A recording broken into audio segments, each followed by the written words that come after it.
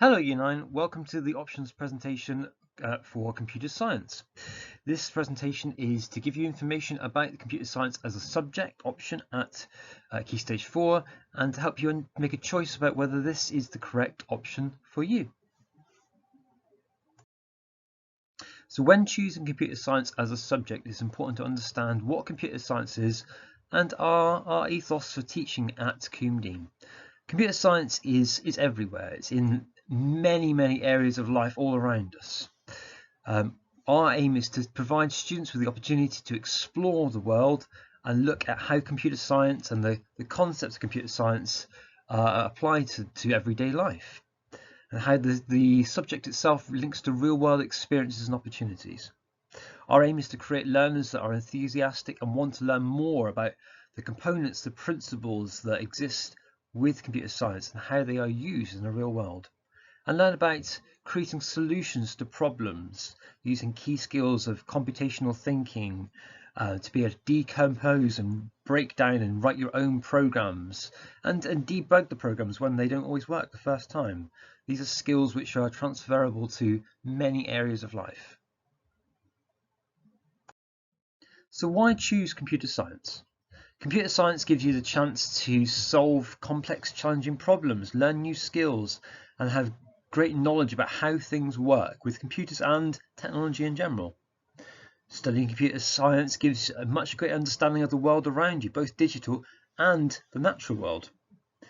Computer science skills are essential in so many different jobs and professions, all the way from astronomy to financial analysis, way beyond just IT-based jobs that you might think of. There are loads and loads of different career opportunities with good salaries for those that have a good understanding of computer science and qualifications behind them. And there are many opportunities for traveling, working from different places all around the world using knowledge from computer science and qualifications. And there are so many different possibilities for computer science, new areas and new professions that are being created all the time that are available from choosing this subject. Just to give you an idea of what careers are possible with GCSE or following on to A-level computer science, there are areas such as cybersecurity, computer programming, software engineer, creating your own programs for companies or clients, hardware engineer, working with hardware, different systems, networks, web developers, developing new platforms and websites for different people. Of course, there is the areas such as video game design, development, new areas such as nanotechnology, which are being developed all the time. Network engineer, working with computers and systems that link together, data analyst, and so many more different skills that students will be able to access through qualifications in this subject. This slide just gives you a glimpse into the different career paths that are available from choosing computer science at GCSE, progressing on to higher level qualifications, A-levels, going on to degrees in computer science, or even taking an apprenticeship routes, and gives you an idea of the different starting salaries and experience salaries that can be accessed through computer science as a qualification, from working web development, cybersecurity, video game designer, IT technicians, and even artificial intelligence, which is an area obviously that's developing and expanding all the time as well. So in GCSE Computer Science, we follow the OCR exam board. The course itself is 100% exam based, with 2 exam papers taken at the end of year 11. Paper 1 is worth half, 50%. It's 80 marks and 1 hour 30 minutes in length, and is based around computer systems, looking at all the hardware and components, which I'll explain more about in a minute. Paper 2 is much more about programming techniques. It's computational thinking, algorithms and programming. Again, worth 50% and 80 marks, 1.5 hours. We also do a lot of practical programming alongside our work on the exam papers, teaching them skills that are important for paper 2, but also help support knowledge in paper 1 as well. So as we mentioned, paper 1 is very much about how computer systems work. We look at areas such as the CPU, memory storage, how computers communicate in networks such as LANs and WANs. We also look at how data is stored and represented on the computer with numbers, text, images and sound, looking at binary and hexadecimal as different numbering systems that are used. We also learn about software such as the operating system and utility programs, and we learn about the features and uses of these types of software.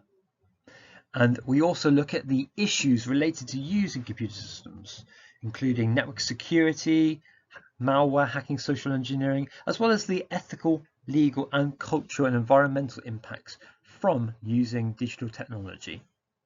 This is paper 1, worth 50% of the course, 80 marks, and it's 1 hour and 30 minutes in length, taken in year 11 of the course. So paper 2 is computational thinking, algorithms and programming. Working towards this paper, we learn a lot of different skills where students learn to develop their own programs, learn the fundamentals of programming in a language, and we study the Python programming language. We learn about using the IDE, the integrated development environment, and the tools to help create programs. We also learn about different algorithms and how to plan and create your own algorithms for different problems and different situations that you're given. We also look at how algorithms can be used to do things such as searching and sorting of data. Students also have to learn about Boolean logic with logic gates such as and, or not, and how they can be used to predict and create outcomes, and looking at the inputs and outputs through things such as truth tables. All of these are skills which are then tested within the paper at the end of the course. So, frequently asked questions. What support do we offer at Coombe for computer science? We have a range of different ways that we support students both in the classroom and beyond. We make use of knowledge organisers with key content which helps students revise and also for independent learning. We make use of course study guides, curriculum intent organisers which are utilised in all subjects. We also have an online learning platform called Learning Coombe, which is used for revision, for resources and for independent learning tasks.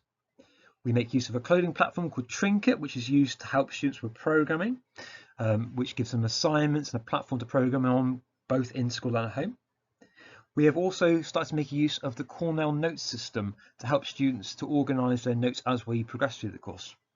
We make use of websites such as Quizlet for keyword practice. And of course, there's regular marking and feedback given to students throughout the course, both on assessment-based activities and in their bookwork.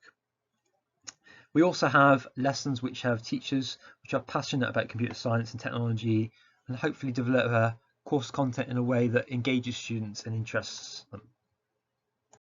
So what are the course requirements? To study computer science, we look for students that have a deep interest in how technology works, not just using it. That is the key difference between computer science and ICT. Computer science, we are looking really in depth in how things work, and we will often spend quite a lot of lessons not even logged onto computers, but looking at the theory side rather than just using computers. So it's very clear that students have an interest in the stuff, how it works, not just using it. Students have to be able to apply the technical knowledge to different scenarios and situations, as are the style of questions on the exam board. Students need a strong mathematical and logical skills. We cover a lot of content looking at things like binary and hexadecimal, so it is important that students are able to deal with and cope with that.